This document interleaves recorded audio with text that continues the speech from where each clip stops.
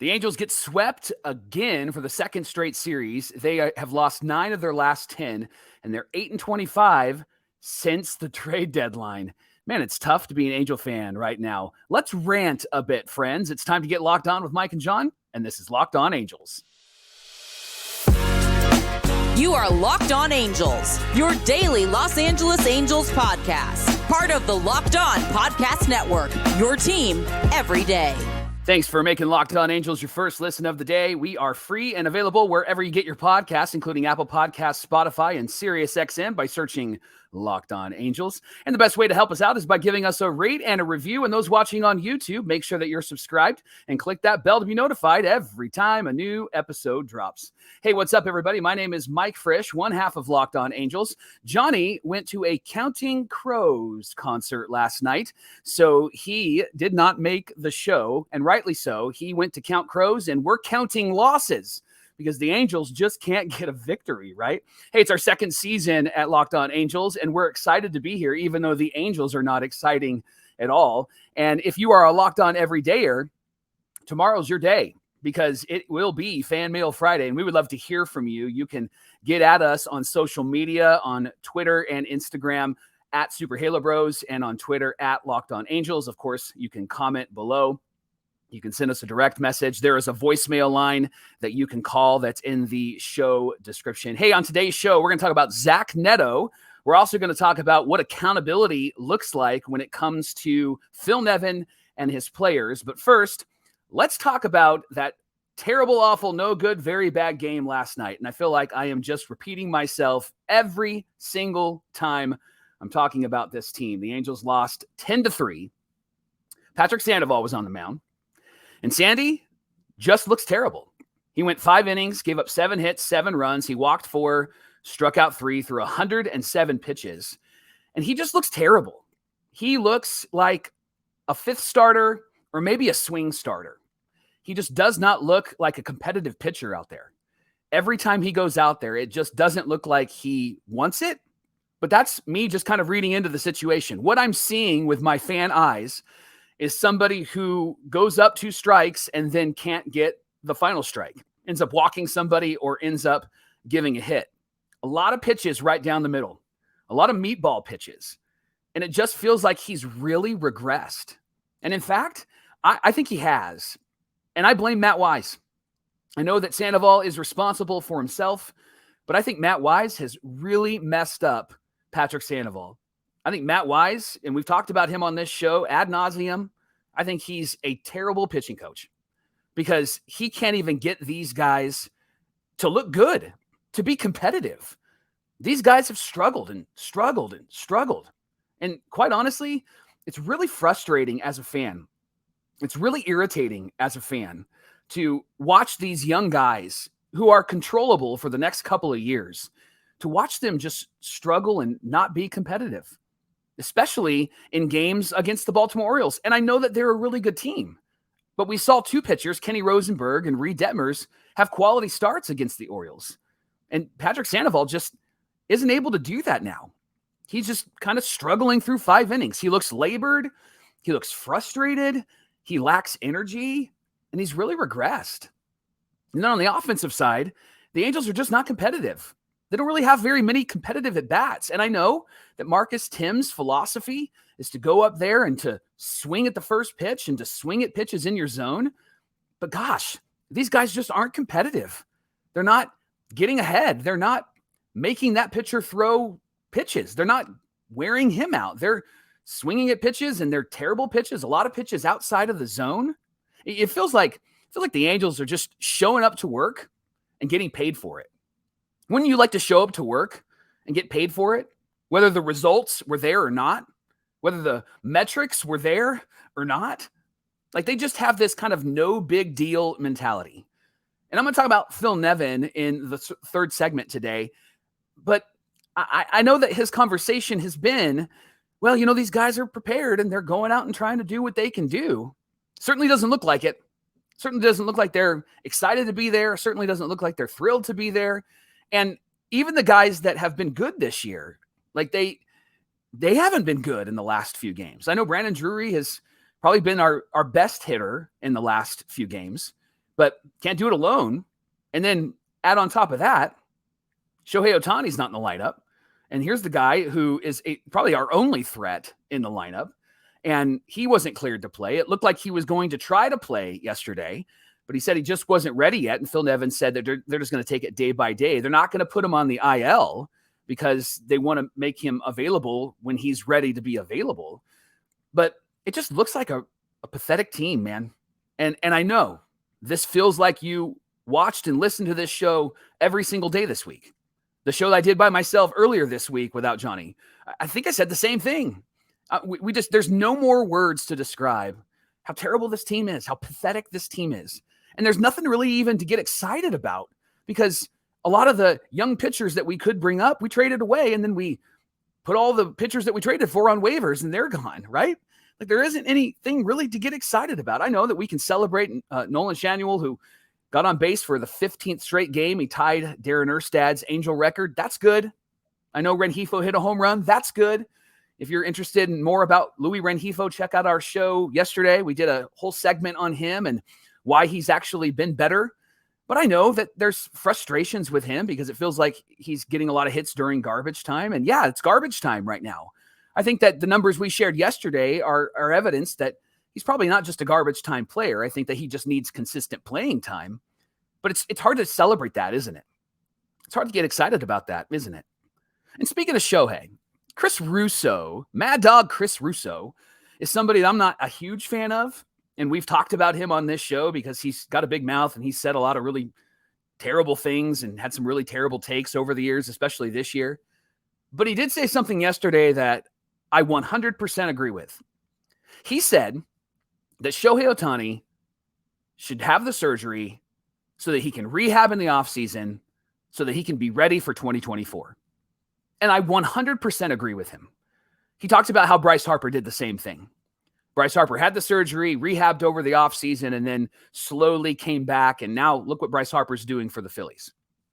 Shohei Ohtani, I think he needs to have the surgery or the procedure or whatever it is that he and his agent decide to do. And I think he needs to do it right now. Because if this guy wants to be ready for next season and he wants to be at full capacity, I think especially if he's going to have Tommy John surgery, he's going to have to get the UCL repaired. I think it's time for him to have surgery, and it's time for him to have surgery right now because there's no reason for him to play, especially with the risk of other injuries. He's got the oblique strain. He said there was a little bit of inflammation. There's no reason for him to play. As Angel fans, I want to see him. As Angel fans who are showing up to the stadium, we want to root for him. There's really no other reason why we're showing up, right? There's no other player that we're really excited about. There's no other person that we want to see. The fans are still packing in Angel Stadium, so good on you. But quite honestly, I think he needs to call it a day, and he needs to have the surgery. And maybe he doesn't want to have the surgery because he's not wanting to lose out on the MVP race, I guess. Maybe he's trying to get to 50 home runs. I wonder if they're concerned about the potential of maybe not having the contract for next season. Maybe the money isn't going to be there. The years aren't going to be there. I think he's the American League MVP. I don't think there's any question about that. And I think if he called it a day right now, he would win the MVP. He might not win it unanimously, and maybe that's what they're going for. But I think what's best for Shohei is that he should have the surgery and take the rest of the year off and rehab in the offseason. I think that's the best move. There's no reason why he should risk it for this team. And I'm a guy who loves Shohei. I'm a guy who loves the Angels. I'm a guy who wants to watch him play. But man, there's no reason for him to be on this field because this team is not competitive. They're not exciting, and they don't look like they even want to be there. They're just showing up and getting a paycheck and swinging the bat and throwing a bit of the baseballs and pitching. And, hey, is it 9 innings yet? Okay, we can go home. It's what it feels like, right? Can you tell I'm frustrated? Like, super frustrating to watch this team. And we can continue to watch them until the end of the year. I wish that we could fast forward it, but right now we can't. The Angels do play the Guardians at 6:38 tonight, and you can catch every pitch of the Angels hometown broadcast with SiriusXM on the SXM app. Just search Angels. And coming up on Locked On Angels, we're going to talk about Zach Neto because I think Zach Neto is the key to the Angels' success, and I'll explain in just a moment. Locked On Angels is brought to you by eBay Motors. For a championship team, it's all about making sure that each player is a perfect fit, and the same comes to your vehicle. Every part needs to fit just right, so the next time that you need parts and accessories, head to eBay Motors. With the eBay Guarantee Fit, you can be sure that every part that you get fits just right the first time around.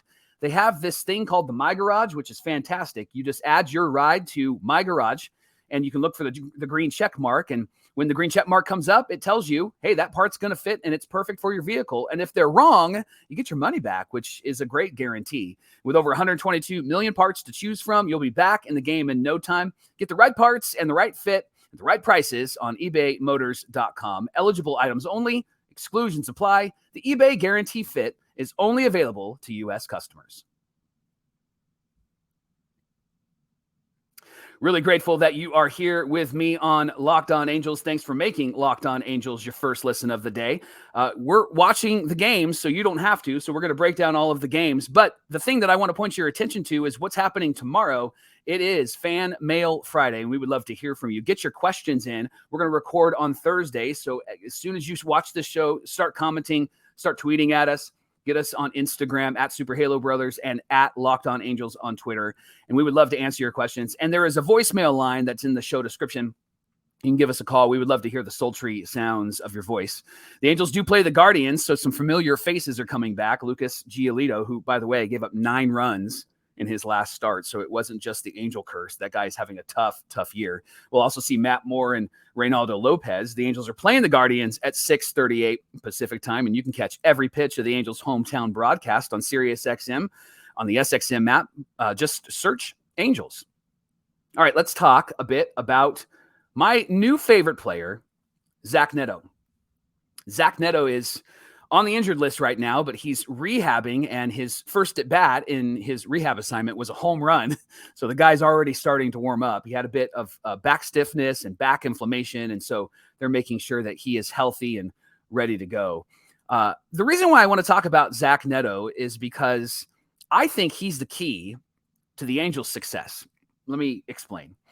Watching the Orioles over the last few days, we've been able to see Adley Rutschman and watch him closely. Guy's really, really good. Saw this stat earlier this week. Thought it was fantastic. Through the first 258 games of Adley's career, the O's are 152 and 106. The previous 258 games before Adley got to the Major League roster, the O's were 91 and 167. This guy has brought a winning culture the second he stepped on that field. Adley Rutschman has been the key to Baltimore's success. Words like leader, energizer, captain are regularly used when they talk about Adley Rutschman. He is fantastic for Baltimore. Here's why I bring it up. I think that Zach Neto is our Adley Rutschman. I think Zach Neto is the guy that brings a winning culture on the field for the Halos. Here's some stats. The Angels are 38 and 29 when Zach Neto appears in a game. They're 9 games over 500 when that boy is playing shortstop. And when he's on the field, he brings excellent D. He's got great hustle. He's got a fantastic arm. You can tell that he's focused and energized, and that's been the number one complaint from Phil Nevin about this team. We'll talk about that in a minute. And he brings a lot of energy to this team. He brings a lot of fire. And that's really what this team needs, right? But more importantly, they need someone to lead the way that raises the expectations of what this team can actually accomplish. And I think Zach Neto is that guy. He can bat leadoff and be successful. He can bat ninth and be successful. He's shown to have some power. I mentioned that he hit a home run in his first rehab assignment. I think Zach Neto is the player that can turn this losing culture around. If that guy can stay on the field and stay healthy, I think he's the guy that could actually be the leader of this team into the future. And the future could start next season.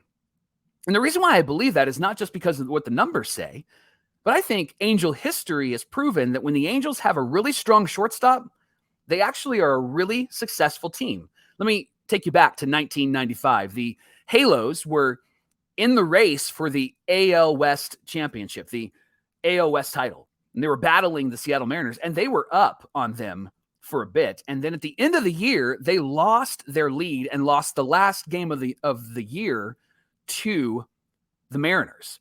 And it was heartbreaking. It was frustrating. And it was a shorter season because they were coming off the 1994 strike and they moved into the 95 season. So it was a bit of a shorter season, but this team won 78 games that year. It was the first time they finished over 500 in about 5 or 6 years in the 90s. Here's the numbers that I thought were really fascinating. The Halos were 26 games over 500 at one point. And they were 26 games over 500 when Gary DiSarcina was starting at shortstop and was in the lineup. And then Gary got hurt. And the Angels then went 16 games under 500 when Gary wasn't in the lineup. He was the straw that stirs the drink. He was the fire starter. He played great defense. That year, he was hitting over 300. He made the all-star team. It was the first year that Gary put it all together. He had some pretty solid years before that and some solid years after. But that 1995 season was just an incredible, stellar year for Gary DiSarcina. And he was their shortstop. And I think that that's really the key to this team being successful, to the Angels being successful, when they have a really good shortstop. Let me take you to 2002. The Halos had David Eckstein at short, and they won the World Series. In 3 years after that, they had Orlando Cabrera at shortstop, and the Angels went to 2 playoffs in 3 years with Cabrera at shortstop. The shortstop in 08 and 09, 2 of maybe the best years in Angel history, Eric Ibar. The last time the Angels were in the playoffs, Eric Ibar in 2014 was playing shortstop. I think that the shortstop position sets the tone for the infield and for the team. I think the defense up the middle matters. I think the offense matters. I think where they bat matters. I think the leadership matters. And I think, honestly, that a shortstop that is actually a really great leader can change the trajectory of this team. And history has proven that. Even recent history with Zach Neto. I think a full season of Zach Neto, friends, gosh, I think that could be an incredible game changer for us, for the Halos, for this entire team. So Zach, get healthy because this team, they desperately need you.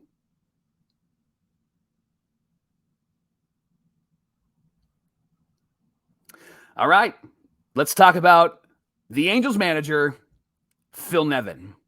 Phil, on Monday, called a meeting, a players' meeting with all of his team and all of his coaches. And after that meeting, he was asked about how it went. Here's what he said. Hey, I'm not angry with these guys. There's no reason to be angry with them. I've said it all along. They come in, they prepare, they practice, they play to win. That hasn't changed for me. I've mentioned focus a couple of times, which with a young group, with young players, you have to stay on them about that part of it. There's no part of this team that has shown quit, that has shown a lack of fire, a lack of intensity, a lack of anything. It's just where we are right now. You're going to win some, you're going to lose some, and we've lost a little more than we've won. Man, I hated that quote. And the reason why I hated that quote is because I know that Phil sees more than what we see. And so when I say that this team feels like there's a lack of focus, that this team feels like there's a lack of preparedness, Phil says it actually is not the case. The only thing that he would say is there is a bit of a lack of focus, and he said that that's because the team is young and they're learning. But I hated that quote because he also said, hey, you win some and you lose some, and we've lost more than we've won. That just doesn't sound like a manager who's motivating his team and inspiring them to win. And I know that they're out of it. And maybe it's just kind of I'm tired. I'm over it. I'm ready for the season to end. So I'm not going to say anything controversial sort of statement to the media. Feels very Angels, right? Angels really don't say anything too aggressive. They don't say anything too controversial. They say what needs to be said. And I get that. I get that philosophy. You don't want to cause a bunch of ruckus and mess in the media. But I think that one thing that really stands out to me is that idea of focus. But more importantly, what really stands out to me is this question. So what kind of accountability is there for this team? I mean, if he thinks that they're really prepared, and if he thinks that they're really going out there with a lot of energy, and they're really going out there to work really hard, and they're losing some focus, then why are they losing? Why are they falling apart? How come they're just not competitive? Why'd they get swept by the A's? Why'd they get swept by the Orioles? I mean, the Orioles are better than the A's, obviously. But if we're going to get beat, we probably should get beat by the Orioles, right? Quite honestly, like, they're not winning. And they're not competitive in those games. And I wonder what the accountability structure is for the players. Like what the heck's going on, Phil? That's what I would want to ask him. I would want a real honest conversation. Like, what does this team need? Like, are they not being held accountable? Are they not taking responsibility? Like, I remember when Rengifo lost focus in a game earlier this year, and he got yanked, and rightly so. And I think that that's accountability. I wonder what the accountability structure is for the Angels. Like, what does Phil do if they don't hit? Do they take extra batting practice? That hasn't been reported. I haven't seen it. Have you? If they mess up in the infield, if they have a lot of errors and they're not doing well, like when Squid was on the team and he threw over the first baseman's head 3 or 4 times, does he have to take extra fielding? I haven't seen it. Hasn't been reported. It just feels like there's no accountability on this team. And I would really be interested to see like what the Dodgers do or what the Braves do. And maybe there isn't accountability in the way that I've described it on the Dodgers and on the Braves, because they have leaders in the clubhouse who are not going to allow laziness and lack of focus and lack of energy to lead the way. Just doesn't feel like that happens with the Halos, which is why, back to our second segment, I think Zach Neto needs to come back sooner rather than later, because I think Neto is the guy that actually raises the bar. The team seems to rally around him. They don't rally around Mike. They don't rally around Shohei, but they seem to rally around Zach Neto. They seem to want to win when he's on the field. So I wonder what it is about him that brings about a responsibility or an accountability to this team. I'd be really curious to see what accountability looks like, what responsibility looks like. And I get, like, not being mad at his players. Getting mad doesn't necessarily solve anything. But I do think accountability does. I lead an organization. I lead a church. And I've had to let go a really great friend. I've had to fire him. I had to demote another really good friend. Had to move them to a different position. It was terrible. It sucked. Didn't want to do it. But because things weren't moving in the direction that we had hoped for, that we had planned for, that we had talked about, that they signed the dotted line on, then we had to make adjustments. We had to make moves. And the best part is that they understood, because they knew that it wasn't going well and a change needed to be made. And I wonder if that's it. I wonder if these players know that nothing's going to happen. And so I'm just going to keep doing what I'm doing. And I wonder if on the Dodgers or if on the Braves, they know something's going to happen. And so they're not comfortable. So they don't settle. They don't sit back and say, well, no big deal. They're constantly wondering if they're going to lose their job. They're constantly wondering if they're going to be demoted. They're constantly wondering if somebody else is going to start for them, if they're going to be yanked from the game. Or they're constantly wondering if maybe I got to take some more ground balls, or I got to go out and hit a bit more. I think that what you see from a winning culture versus our culture in Anaheim is that these guys in a winning culture are taking responsibility. They're owning their piece of the pie. They're deciding to be accountable to each other. And they're not allowing the manager to hold them accountable. They're holding each other accountable. And I think that that's the major issue in Anaheim. They're waiting for the coaches to tell them what to do. They're waiting for the coaches to get mad at them. And then when the coaches get mad, they're probably kind of shocked, right? I had a personal conversation with somebody that I care about recently, and they had talked about a decision that they made.